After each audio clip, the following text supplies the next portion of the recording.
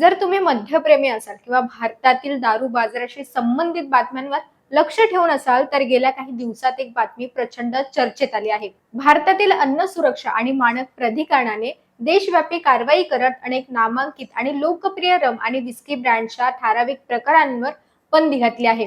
Old monk, मॅकडॉवेल्स, royal challengers आणि बॅकपाय सारख्या दिग्गज ब्रँडच्या विक्रीवर ही मोठी टांगती तलवार आहे. आजच्या या व्हिडिओमध्ये आपण अगदी ए टू झेड समजून घेणार आहोत की FSSAI ने बंदी का घातली आणि कोणत्या ब्रँडचा यात समावेश आहे आणि संपूर्ण भारतात दारूबंदीचे नियम कसे कार्यरत करतात.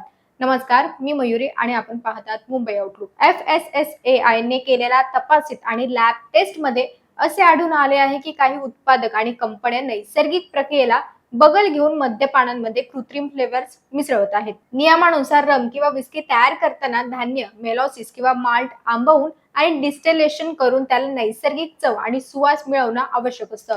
परंतु अनेक कंपन्यांनी न्यूट्रल सिस्टीम मध्ये बाहेरून रम फ्लेवर किंवा विस्की फ्लेवर टाकून ते बाजारात अस्सल दारू म्हणून विकले. FSSAI च्या नुसार चहामध्ये वरून चहाचा फ्लेवर मिसळल्यासारखा हा गैरप्रकार असून यामुळे ग्राहकांची थेट दिशाभूल केली जात आहे.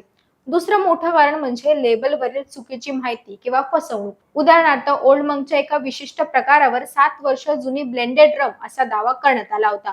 परंतु शासकीय तपासणीत उघड झालं की त्यात 7 वर्ष जुनी मॅच्युअर्ड रम फक्त 5% कमी होती आणि उरलेली ही 95% भाग हा अनएज्ड न्यूट्रल सिस्टीमचा होता. यामुळे अन्न सुरक्षा नियमांचं गंभीर उल्लंघन झाल्यामुळे ही कारवाई करण्यात आली आहे. लक्षात ठेवा, ही बंदी या ब्रँडच्या मूळ अस्तित्वावर नसून निकृष्ट दर्जा आणि नियमबाह्य पद्धती वापरणाऱ्या ठराविक प्लांट्स आणि बॅचेसवर घातली गेली आहे. जर कंपन्यांनी आपल्या लेबलवर रम फ्लेवर स्पिरिट किंवा विस्की फ्लेवर स्पिरिट असा स्पष्ट उल्लेख केला आणि नैसर्गिक प्रक्रियेचे नियम पाळले तरच त्यांना विक्रीची परवानगी पुन्हा मिळू शकते. या FSSAI च्या ताज्या कारवाई व्यतिरिक्त भारतात राज्यनिहाय दारूबंदीचे स्वतंत्र कायदे आहेत.